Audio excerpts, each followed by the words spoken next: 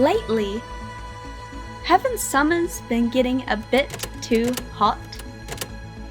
The moment you step outside, don't you sometimes think, I can't handle this? One of the reasons is greenhouse gases. When too much of it builds up in the atmosphere, the Earth keeps trapping more and more heat. And it's not just about factories or cars. Actually, making clothes also produces greenhouse gases. Spinning yarn, turning it into fabric, dyeing it, and transporting it. A lot of energy is used before a garment is finally made. So how much greenhouse gas was produced along the way? Making that visible is called a carbon footprint.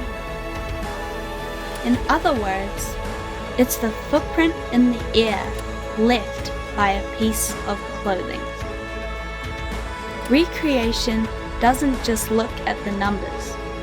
It checks whether the emissions are at least 20% lower than comparable clothing. Not just a little, but meaningfully reduced. To confirm this, we use a life cycle assessment. From before production, through use, all the way to the end of its life. We look at emissions across the garment's entire lifetime.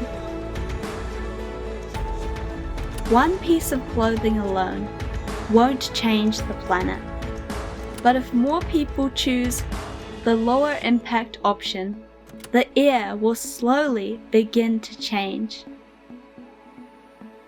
Re-Creation makes visible the footprint in the air left by clothing, to keep the future Earth from getting even hotter. Re-Creation, changing the world with clothes.